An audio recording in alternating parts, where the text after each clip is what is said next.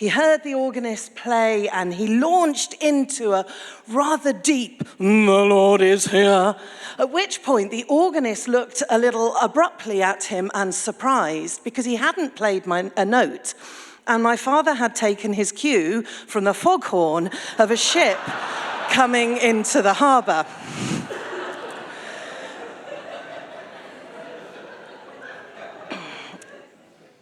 And the question I want us to think about this morning, this day, is from where do we take our cue? As priests, as deacons, as youth workers, as ordinands, as lay workers, even as bishops. From where do we take our cue? Because there are different voices we can listen to.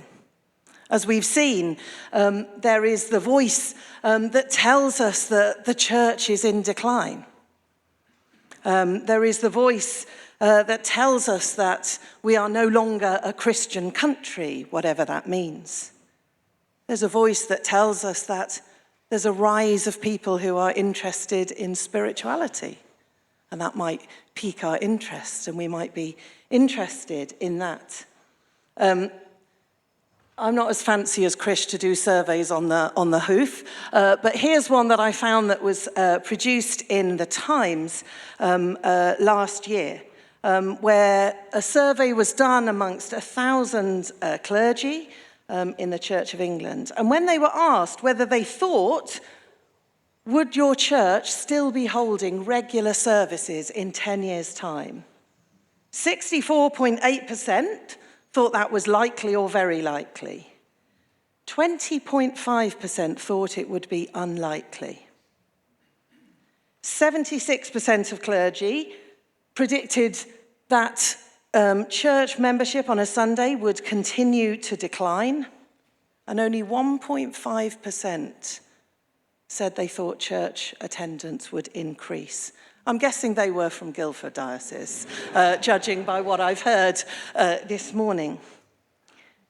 As Krish kind of pointed out earlier in some of those words that you put up on the screen, for many today in the church, it can feel a little demoralizing. We put a lot of effort and a lot of time. And do we see the fruit? We are constantly compelled to kind of justify the fruit of our labors in order to get funding from various different pools. I lose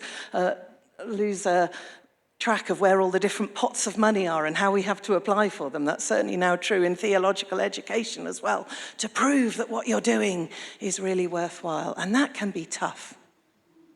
And so I want to go back, surprisingly, and maybe of the Lord, or maybe of poor organisation, to the Great Commission. Funnily enough, let's trust that the Lord is speaking to us and has some lessons that he wants to bring to us. And thankfully, because of Krish, I don't have to read it, because it's familiar with you. But I think this, as we've already been hearing, is the anchoring statement for us in our day, to bring us back to that first call, to bring us back to those final words of Jesus to his gathered disciples, to say, what are we to be about? Who are we to listen to? What are the voices that are to shape the next 10 years for us in ministry? And of course, by God's grace, we want that to be the voice of Jesus, don't we? And so what I want to do in the next 40 minutes or so with one eye on the clock is I want to think about 5 principles we can draw from this. And at the end of each of these, I've given a little question to ponder. And we might not have time to do that now, but maybe that's a question you could take back to your PCC, to your leadership team, to trusted friends in your church, and think about and mull over.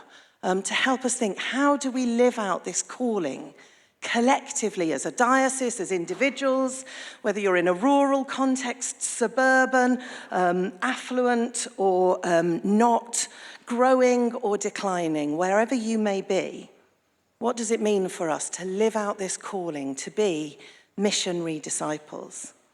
And so the first principle I want us to think about is that all disciples are missionary disciples. We've talked already a little bit today about this word disciple, and some people may be struggling with what disciple means or not particularly liking that that word?